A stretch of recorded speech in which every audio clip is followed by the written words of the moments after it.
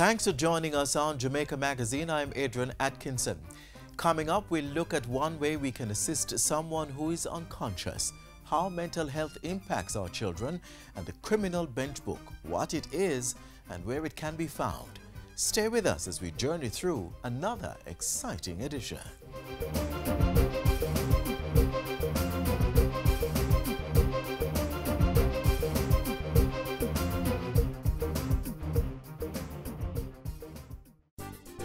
Tune into this station on Sunday, November 19 to catch an exclusive interview on issues and answers with Managing Director of the International Monetary Fund, Christine Lagarde, as she discusses strategies for Jamaica's economic growth and development.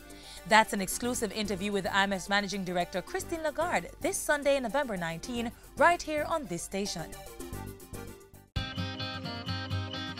Cervical cancer, caused by the human papillomavirus HPV, is a major public health concern in Jamaica.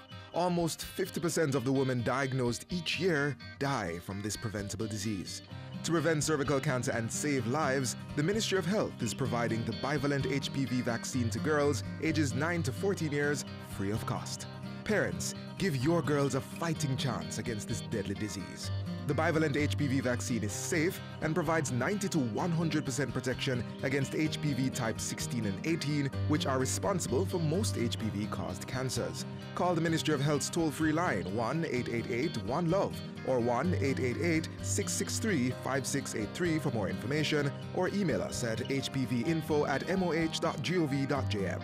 You can also find further information on the website moh.gov.jm, as well as the Ministry of Health's social media channels.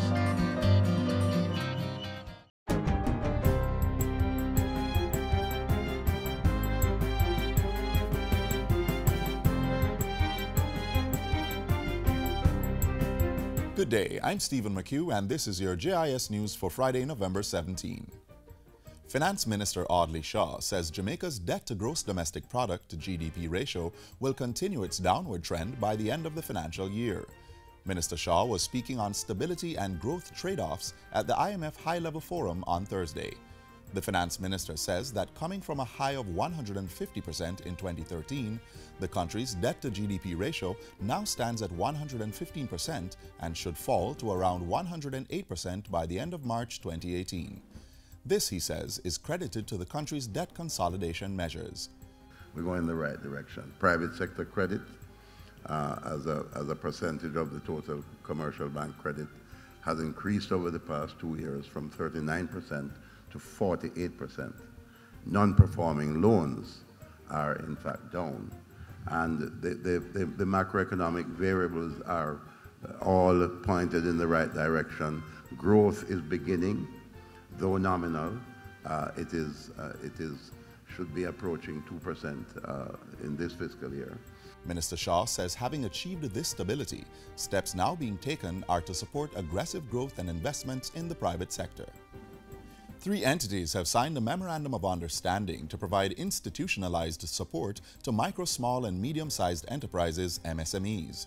Led by Jamaica Promotions Corporation, JAMPRO, the other signatories to the MOU are the Jamaica Exporters Association, JEA, and the Jamaica Business Development Corporation, JBDC.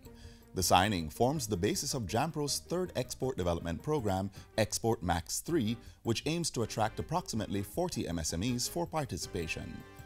The Export Max program is designed to improve export business performance and competitiveness of the participating companies. Energy Minister Dr. Andrew Wheatley is reassuring the public that the government-owned refinery Petrojam has adequate oil supplies and is receiving oil products for public consumption. Dr. Wheatley gave the assurance in Parliament Tuesday as he updated the country on recent developments in the sector. The most recent of which is the decline in oil supplies from Venezuela, part owner of Petrojam. There's also been a temporary halt and delay in payments to the Venezuelan government due to an executive order issued by the United States. But the minister was quick to add that the Jamaican government has been exploring all available options to resolve the ongoing issue and safeguard the viability of its assets. Among them is the possible repurchase of the 49% stake held by the Venezuelan government in Petrojam. The government of Jamaica is now seeking further intervention at the highest diplomatic and political level in Washington.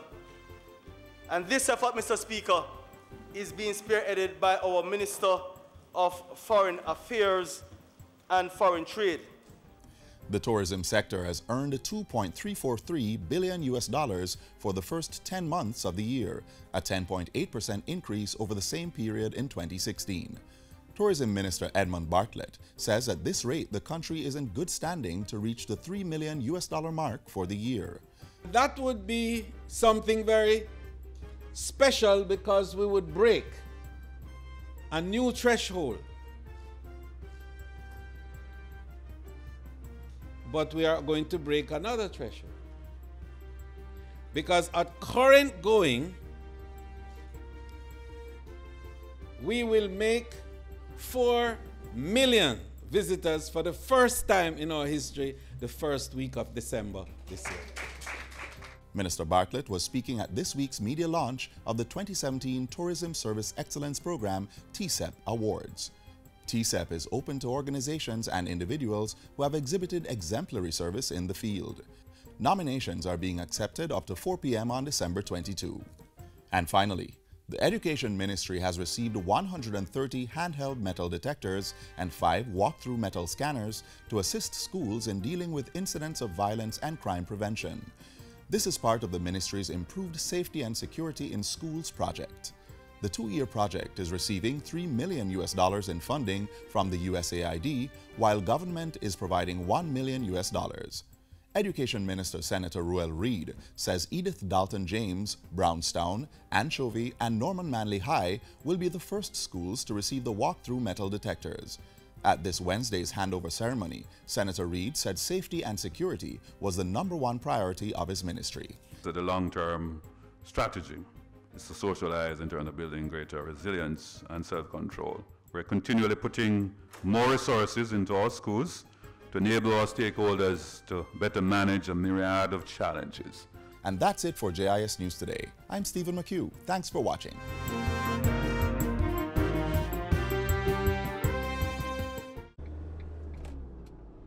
On our roads, remember, take time, be courteous, drive good, walk good. Don't drink alcohol and drive. Don't drive tired or sleepy. Don't tailgate and don't overtake unless it is safe to do so. And always drive at a speed which will allow you time to stop quickly and safely. Let's keep it safe on our roads. Have you ever seen someone choking and thought of ways you could have helped? Watch and see how CPR can save lives. Oscar! Oscar! Oscar! Though this is a dramatization, it has happened quite often. In the field, at home, or at work, a loved one collapses and is unresponsive. What follows? Usually chaos, confusion, heartache.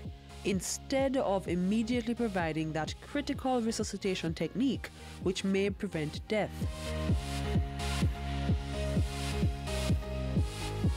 CPR stands for cardiopulmonary resuscitation. It is a skill that is an emergency skill that is used to revive someone whose heart has stopped beating. Cardiac arrest can happen to anyone at any time. In the event that happens, you need to know the skills that you need to perform to revive these persons or give these persons a chance of survival. We never know when we can be in a situation where we need to help someone else. It's really just a little bit of your time, and I think it would be a worthwhile investment in learning these skills so we can render assistance. Even when someone is choking, the techniques learned in CPR may be applied to save that person from asphyxiation. To release the person's airway, position yourself behind them and clasp your fist at the navel and roll in an upward motion. When someone is unresponsive, that's a whole other ball game. The person may become unresponsive for several reasons. For instance, they could have a medical condition. To really know if someone is unresponsive and in need of CPR, Tap the person's shoulder and shout, "Sir, sir, sir," or "Ma'am, are you okay?" Once the person is not responding to you, and they can respond in several forms. They can answer by moaning, they can groan, they can open their eyes, they can move a limb. If the person is not responding to you, now you need to scan the chest and look if you see breathing. Once the person is not breathing, they are termed as being unresponsive. So once you have somebody collapsing, the first thing you need to do is check your environment, ensure that your environment is safe for you. Once the environment is safe, now you need to assess the person who has collapsed. Once someone is unresponsive, has no signs of life, call for help and bare the person's chest. So you remove their upper garments. Find your hand position. It's on the lower half, center of the chest, lower half of the breastbone, and you push in 30 times at the Bee Gees song, that's Staying Alive. Ha, ha, ha, ha, staying alive. If you are trained, after 30 compressions, you can give 2 breaths. If you are not trained, you don't know about CPR, you give hands-only CPR. So hands-only CPR is where you compresses the chest. You need to continue that on the way to the hospital, so you're maintaining cells' life. It's possible for anyone and everyone to learn CPR.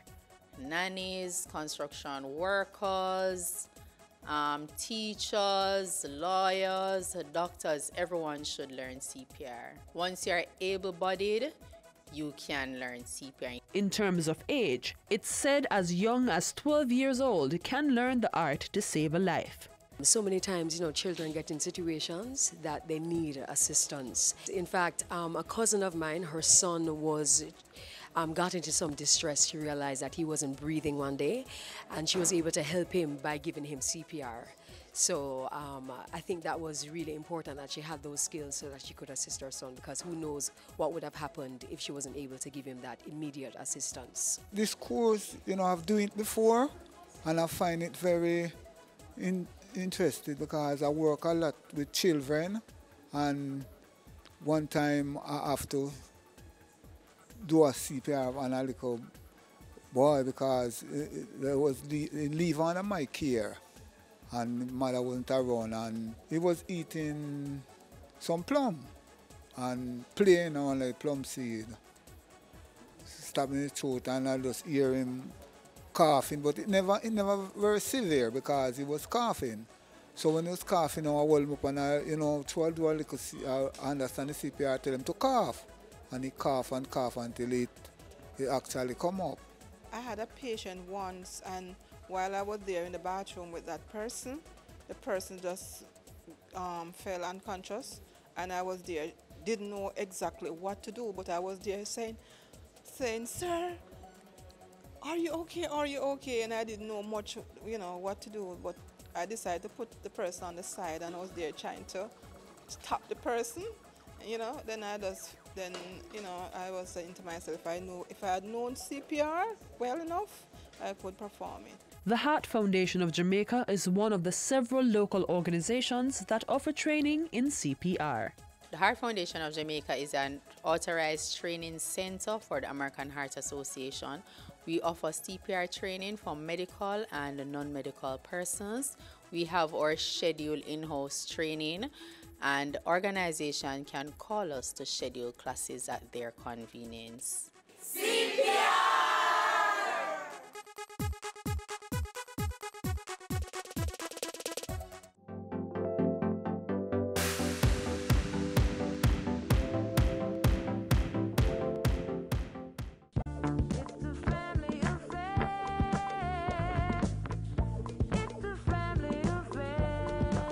Sunday is a family day.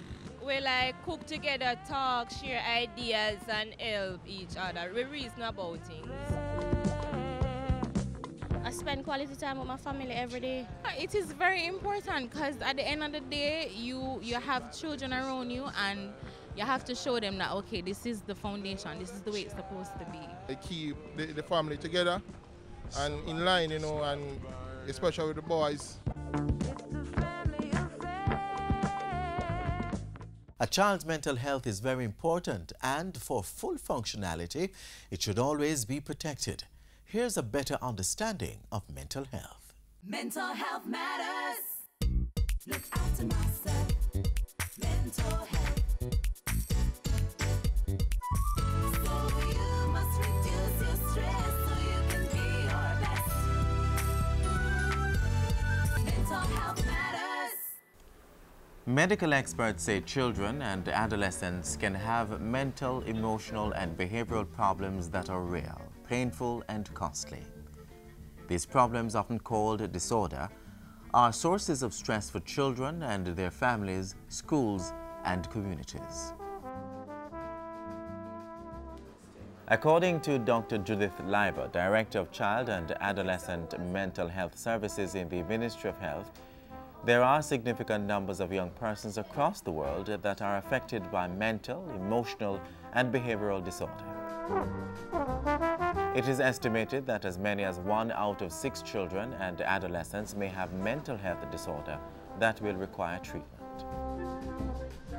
We don't have any community statistics in Jamaica, but we can presume from worldwide statistics that about 15% of children and adolescents suffer from a mental health disorder at some point in that period. And we certainly believe that that percentage would apply to Jamaica. Psychiatrists say there are some particular mental, emotional, and behavioral disorders that may occur during childhood and adolescence. Our clinic statistics in Jamaica indicate that attention deficit hyperactivity disorder is one of our more commonly diagnosed disorders. Child abuse, particularly sexual abuse, the next one, and conduct disorder is also fairly common, and depression and post-traumatic stress disorder. Dr. Leiber pointed out that despite the fact that many children and adolescents suffer from mental health disorders, there are some who are at higher risk. If a child basically was an unwanted child, that puts them at greater risk. Or if the mother was something like a substance abuser, or a mother used substance abuse during the pregnancy. Studies have shown if a mother is depressed or highly stressed during the pregnancy, there are actually chemical changes that occur in the brain of the child that sets up the child for greater behavior problems later. And of course, any insult during the pregnancy which may cause brain damage can also set them up for behavioral problems. During the birthing period, if there's any major trauma to the brain or where oxygen to the brain has been cut off for some time, those children too tend to develop more behavioral problems. The first year of life is the most important task of a child is bonding, having one consistent, loving, nurturing caregiver. If that does not occur and the child does not get the love and care in that first year of life from one consistent caregiver, they are more at risk later for behavioral problems. Medical experts say mental health disorder in children and adolescents are caused by biological and environmental factors or a combination of the two. Examples of biological factors are genetics, chemical imbalance in the body, and damage to the central nervous system, such as head injury. Some of the environmental factors that can cause mental health disorder in children and adolescents include exposure to violence, extreme stress, and loss of an important person in the life of the child. The Director of Child and Adolescent Mental Health Services said there is now hope for young people with mental, emotional, and behavioral disorder. Most of the symptoms and distress associated with the disorder can be alleviated with timely and appropriate treatment and family support. Some of these disorders are self-limited or resolved by themselves, like the adjustment disorder. If a parent goes away for a while and the child suffers the ill effect, but then the parent comes back or somebody takes the place of that parent, then the child may resolve. And a lot of them can be managed very well with what we call psychotherapy, talk therapy, behavior management, parent education, and sometimes we have to also use pharmacotherapy or medication. However, Dr. Leiber pointed out that if the disorders are not treated or managed in time, it may have negative effects on the child's ability to learn. The part of the brain that has to deal with memory is right beside the part that has to deal with emotions.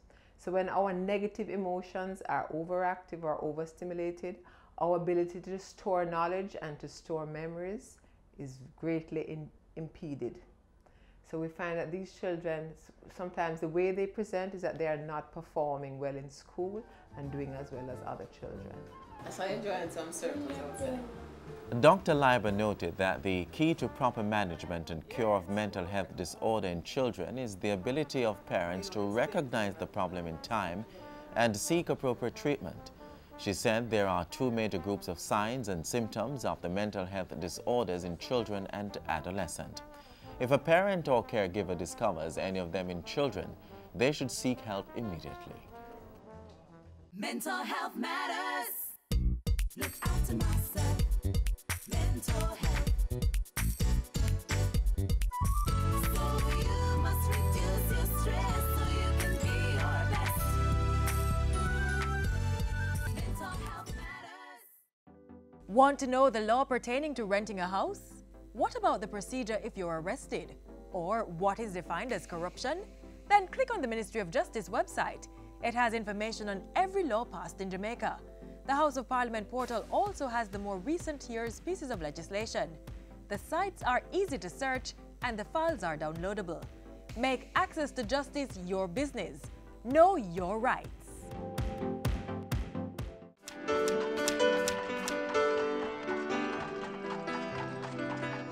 Judges, jurors, law students, and all legal officers. The Criminal Bench Book provides a guideline, information, and standard court procedures, and so much more. Take a look. The work of Supreme Court judges has lightened with the introduction of a revolutionary tool. While this book is primarily geared towards judges, it is also of use to every Jamaican who comes in contact with the law.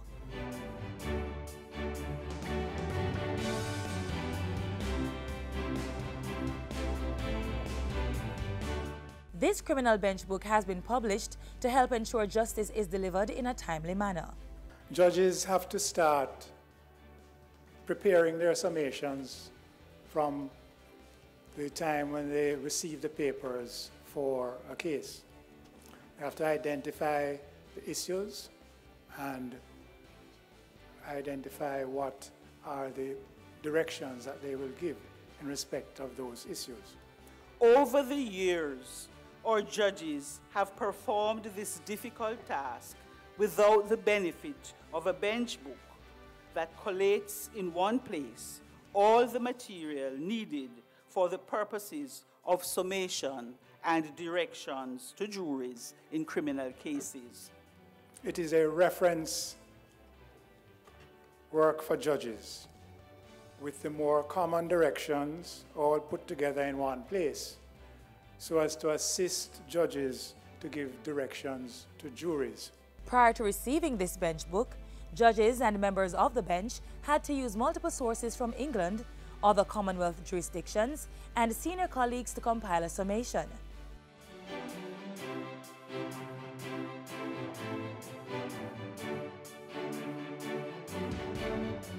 The book contains guidelines and summations from other jurisdictions on a range of cases covering criminal liability, child defendant, accessory liability, and joint enterprise, among others. It was authored by retired Court of Appeal judges Justices Ferdinand Smith and Carl Harrison.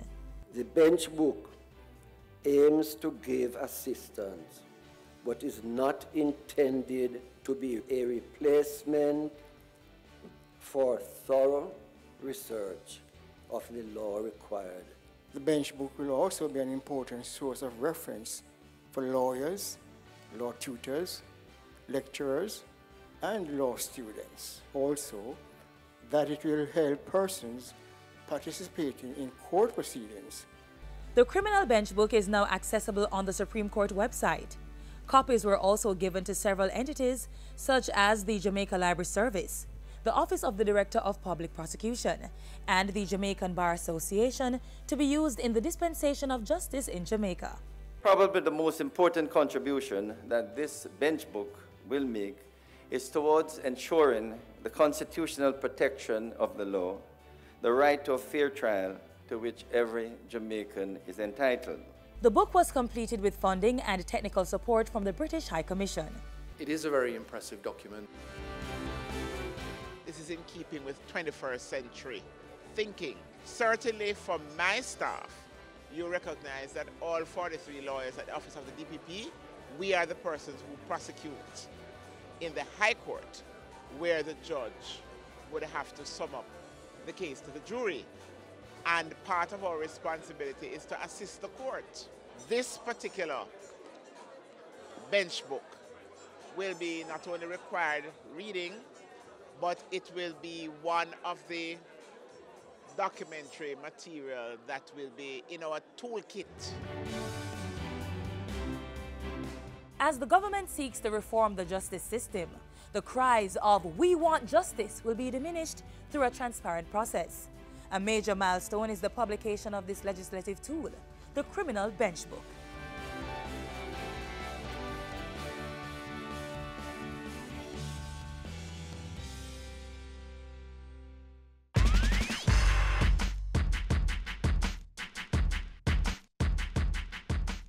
Jamaica will for the first time embark on a national identification system. The aim is to provide a national database of all Jamaicans with a unique national identification number that aids in a secure and reliable way to verify a person's identity. You will be protected from identity theft, and the system does not require you to provide banking information or DNA. The National Identification System will enhance the efficiency and effectiveness of government agencies and their delivery of services to the public. Let us embrace change as we strive to accomplish Vision 2030 by making Jamaica the place of choice to live, work, raise families, and do business.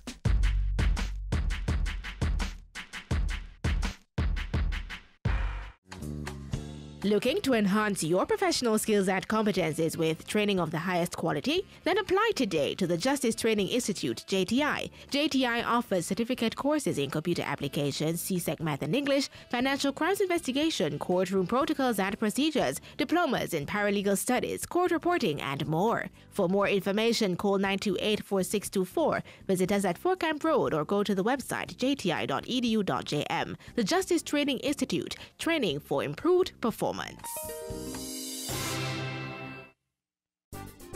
Tune into this station on Sunday, November 19 to catch an exclusive interview on issues and answers with Managing Director of the International Monetary Fund, Christine Lagarde, as she discusses strategies for Jamaica's economic growth and development.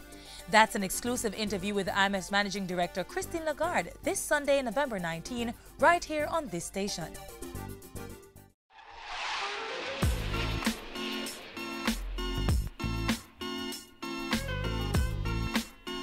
Thanks for spending time with us. The proverb that we leave you with is, "Pon a fret can't pay ounce a debt." What that mean? Problems are not solved by worrying. The time spent worrying could be more gainfully spent on considering workable alternatives and solutions. Remember to keep up to date with the latest government information. Join us online at jis.gov.jm or watch our programs on our YouTube channel. And be sure to check out our social media platforms. You may also catch a new edition of Jamaica Magazine tomorrow on this very station. Until then, I'm Adrian Atkinson. Thanks for watching.